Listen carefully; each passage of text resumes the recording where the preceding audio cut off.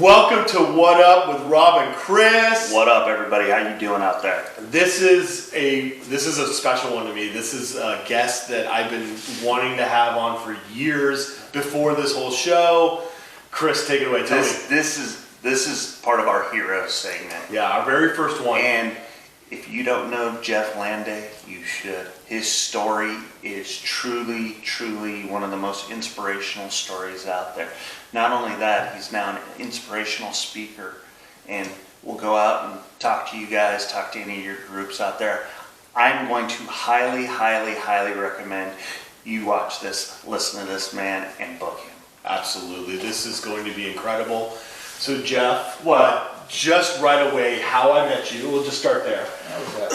I was at the mall. It was Floor and Wine for Wise Villa. I'll give them a plug. I don't care. They're local here at the mall. And you came on up and you kind of talked to me about what was going on. And we're going to go right into what was going on. It was the most amazing moment of my life. And I said, I need to do whatever I can in my life to help him be that motivational speaker that he wants to be, which is the process he's going on right now.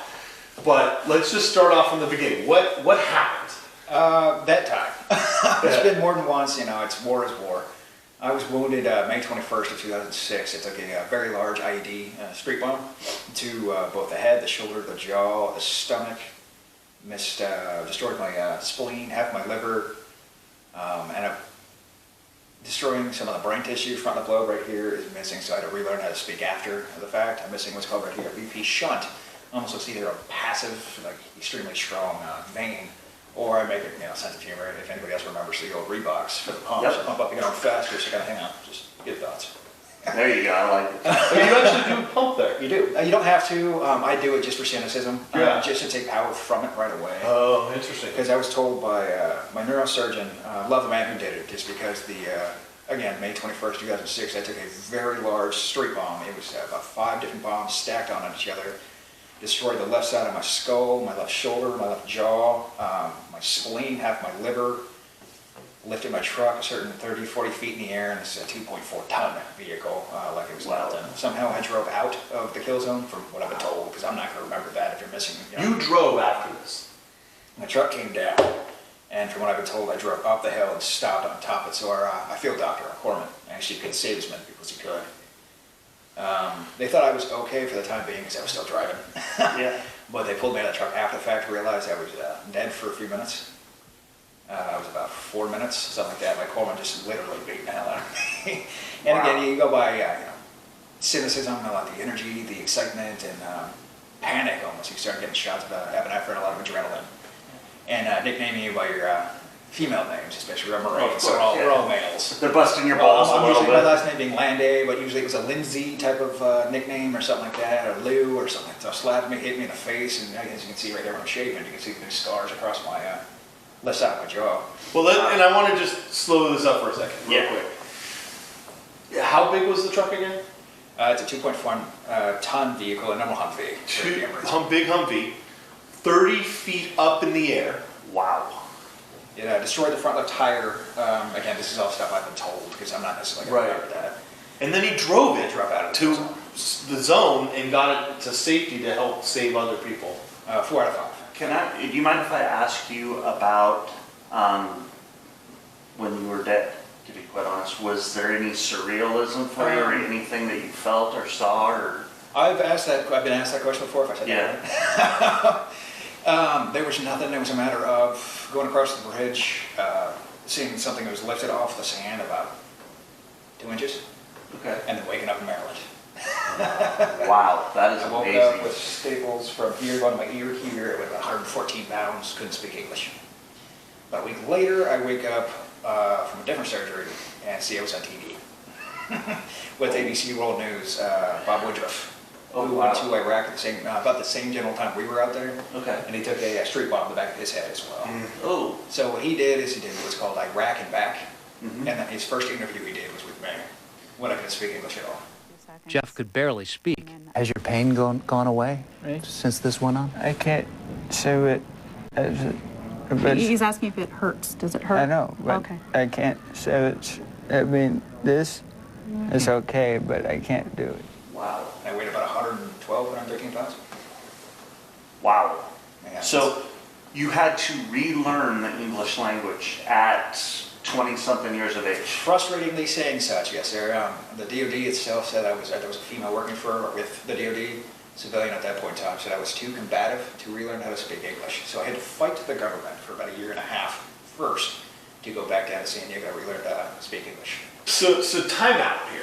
Yeah, there's a lot of information. Wow. And all of that, Oh, it's here's not- what I picked up that I want to make sure everybody hears. It's not done either. All of this stuff that we're talking about, we got a lot to go still. All this stuff that we're talking about, he still has 2 degrees since then Yes. from college. 2. 2 degrees in Two. college since this happened. Here's his VA, Department of Affairs. I don't want to show on camera really, but on another one really quick, he also is a personal trainer. Yes. This is all Because happening. he was told he couldn't be one.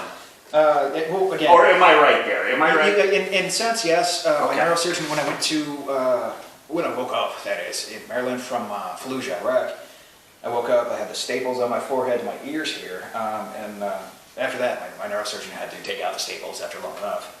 And out of respect for those who are wounded in combat, they always have to tell you there's going to be some sort of limitations, or they could be Okay. some extreme Fair limitations. They enough. see that just to make sure they don't get in trouble. But as he said that, as an corporal, you took a lot of damage into your head. I mean, it's not a matter of that you know, Just a little short bit, cone and right? all that stuff. You're missing about 11% of your front left lobe here, and this is the memory of speaking English. Oh, I'm wow. missing a good amount of it. And he goes, as he's taking out the staples, after enough epinephrine that's got in, adrenaline, so you're not going to feel as much. But he was saying things, and I'm not going to be able to do this, I'm not going to do that. Speak English ever smoothly or wellly, because of the brain damages, memory is going to be the front left lobe for what English you're going to be. He's going to try to remember doing that the entire time. You're never really going to be driving ever again, just because that was my job with the Marine Corps, anything with wheels. He drove here. Yes, he did. He drove here. Yep. And that's English. Damn good. Better than me. That's true. It's sort of English, California English. There we go. That's really messed up. We know. Let me tell you. It's Right, brah? street language. And I was probably never going to be very physically active, very exceedingly physical, just because I do have some shrapnel on my left shoulder here, brain tissue missing, skull, this, that, and the other. And as he said that, although I couldn't speak at that point in time, I'm smiling. Each time he said I was at the limit, my smile got bigger, and he got confused. So after about right here, he stopped at the staples. He goes, you know what, I have to ask, man, because my mother at that point in time was the translator for me. And she looks at me and she nods, she goes, can I tell her? And I just got a smile. She goes, okay, what you just said right there, with the idea that he can't drive, he's not going to be able to learn again, he's not going to speak English again, he took those as challenges. And I have all 3 completed. Time to prove you wrong. I love it. It's a matter of if you're accepting what somebody's told you, you're accepting that. You are allowing the defeat. Now, if you are willing to push yourself, go beyond, you can do anything. Obviously, I've done it myself in 3 different avenues thus far. So what I'm understanding, just to make sure I'm hearing this right, because I think it's a great message, if you hear somebody tell you that you can't do something and you put your mind to it and it allows you to achieve at the highest ability, that's a pretty amazing message. And I'll take it a whole other way, because a lot of times when people they say you can't do something, it's because they don't believe that you can do it, or they could never do it, so why can't you? Exactly. This is a whole nother level. We're now talking about somebody who physically mentally had the limitations put on him by doctors that said this isn't going to happen to you. This isn't just having that. This is another level of that, I believe. Well, in his defense, a lot of it's statistically speaking. Sure. That's the problem with most avenues of this. What the biggest problem I have with the DOD is it was a matter of they don't look at the patient. Right. They look at the number. Right. And that is the biggest difference. A number. They need to look at a widget. person, not a digit. And I think what's important for people watching though here is we can get caught up in that stuff that we can't do or that. Yeah. And don't be afraid to fail, but if you can get motivated enough to do something, you can do it. We're in a thing, this is big for me right now. Yeah. Chris and I are trying to lose weight. Yeah. We've got health issues that we want to take care of, and you know what? we have to get mad enough at ourselves because we're telling ourselves that we can't do stuff. We need to get to the gym. We need to eat right. That kind of stuff. Well, again, it's just a matter of self, motivation. I was told so many times that I couldn't. Yeah. And I was working for a man that was actually on HBO. On Eyeballs Open, Click, I'm not going to say his name, but he very, very, very good, very motivating type of gunnery sergeant. And he got us in better shape for war, and that's I gave him. I went down to San Diego, thanked him for what he did for us, because he literally is just, I'm sure you've seen Full Metal Jacket, it was similar to it. And we hated him for the fact until we go through what we did in war. At that point, we come back at it. And if it weren't for the extremities we did have to go through, I wouldn't be here there talking to you. Wow. Wow. That's getting your that's mindset. for you guys as well. I went down there saying the same to him, and nobody really thinks about it until the after fact. I want you guys to just take a look at him real quick. Just take 10 seconds to look at him. Can you look at him? Thanks. I want you guys to understand the left side of his head where you see the crease. Oh, that's right. Yep. Was gone. You've seen pictures. It's already on the video. It was gone. So I want you guys to understand that the amazement that we're portraying here is so unbelievable to understand that he was able to basically come back from death, have 11% of his brain gone, which was part of the frontal lobe, that he had to relearn a new language and all the other physical attributes. Take a look at that. Take that into mind for just a second. Think about that for a second. Okay. Now imagine this. You can do anything you put your mind to. That's what this gentleman has done. That's right. Unbelievable. I'm just sitting here That's in why amazement. everybody needs to talk to him. He needs the motivation of him. This is why this is so special, and why I wanted to do this show is I wanted to help.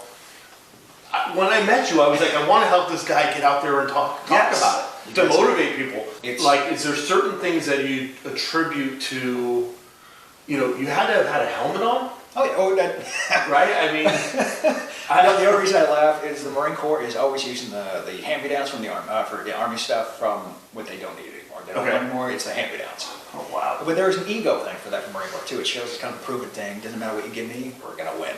No. Why did you join? There was a lot of misled information on, I was a sophomore when 9/11 happened, on the news. Okay. I was in the middle of class and I saw the second plane hit. Yeah. I grew up with a very single mothered family with a lot of sisters and all that stuff. I didn't have a lot of money and all that stuff to go through. I was going to use the military for some sort of ambition, for GI Bill, to get my education done and go for actual career, if not do the entire 20, 25 years. Mm-hmm. Probably would have if I didn't get wounded the way I did. Mm-hmm. But sophomore year after that, I knew it was going to happen. Yeah, it was going to happen. There was no doubt. And you started preparing yourself. Mentally. You said mentally, Full Metal Jacket. Yeah. Not physically. I was a kind of a hefty kid. Okay.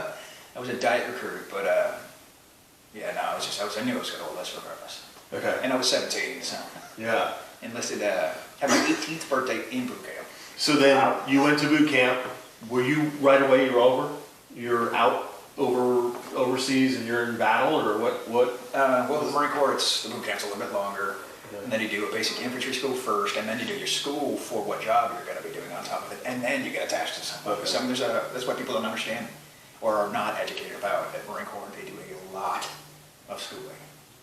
So it's 6 months to a year process, right? Minimally. Just to schooling. Okay. Minimum 6 months. Wow. Because your boot camp itself is 3 months. Okay. Then you have a minimum of about a week and a half, 2 weeks of, basically infantry schooling. Before you become infantry, that's longer than that.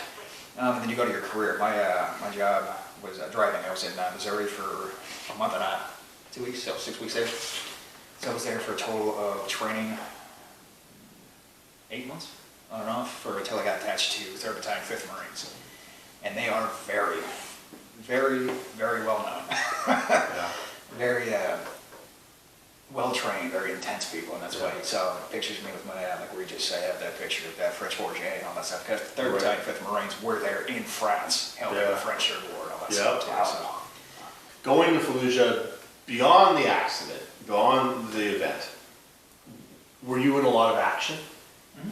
You were. So you can't have to, you don't go into it, but you were in the middle of a lot of battles besides just what you dealt with. There was a lot It's a war going zone. on. I mean, it's going to happen. It's inevitable. It's state of mind. If you are, especially over edges the Marine Corps, you're going to go. Yeah. There's no doubt you will. Doesn't matter what you're going to be doing in the field of doing such. You're not going to get hit. That I got actually tagged differently just because of my scores. As well as I did on the ISVAB score, the rifle range score, the PT scores, and all that stuff. I got picked precisely just because I was doing so well. Okay. So it helped me and hurt me at the same time. So the day of the event, were you just on a patrol?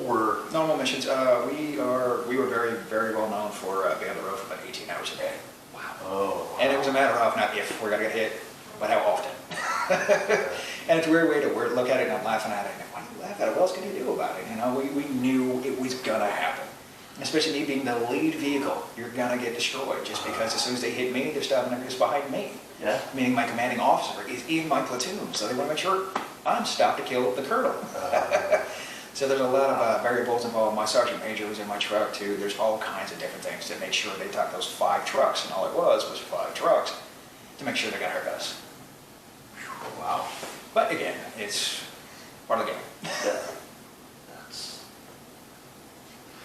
I don't even know. Yeah, I'm kind of speechless right now. He's a Purple Heart recipient. 3 of them. 3 of them. 3. Not So, one, not 2. we didn't even bring that up at According to all. my duty 14, I'm bringing it to them, look through my NAM, this, that, and the other. I got NAM with Valor and all that jazz, and it shows Purple Heart. 3 of them. Oh, shit, I forgot about this one. Like the first one was little. Was that when you got? No, that was boot camp. No. No, that was just a, what's it, 155? A little bit, about 10 from our truck. But again, not what, but who was in your truck with you. So we got an E8 in your truck. So he's got to be, want to make sure he's shown something in combat. So, respect. It is what it is. And then the last one, obvious. There's no doubt on that one. Right. But I've been told, the way you drove, you did this, and you should get Bronze Star or Silver Star. Awards are awards. Right. I don't It's need not it. something you want. It wasn't a. It's the one award you don't want. Just the one. Yeah, the one award in the world that you don't want. He has 3. Well, we could sit here with Jeff all day. Oh my God. And we will. And we're gonna have him back. And we're gonna have him. But Absolutely. we're That is talking if he about wants to come back. having him come back to our live. It would be Yes. wonderful. But we usually do something at the end, and Yes, I'm we gonna do. change it up this time. Because you know what to do. Yes, you do. You know what to do. Yes. I just want to leave it with thank you. Thank you for Thank watching. you. Thank you for respecting Jeff by watching. Share this with people. That's the biggest one I want to ask is Jeff, thank you share. Thank you so so much. Jeff. I mean, this is truly an honor, to be Thank you. quite honest, to have you here with us. This is what this show's supposed to be about. Amen. Is we talked about it a couple times. The people that we talk to, and this one hits. This one's an important one to me. So I really, really appreciate you coming over. And The only thing I would say too, and again, I would never consider myself, as you guys titled, hero. I said, I'm just stubborn. I like it. I like it. Mad You're respect our there. hero to us. You may be stubborn, but there's just mad respect. Yeah. I think that's where we'll go with that. And if you're interested in possibly booking Jeff, we'll get you guys a link, or you can email us at wuplacer@gmail.com. Yep. Thank you again. Thank you so much. Thank you. Thank you, sir.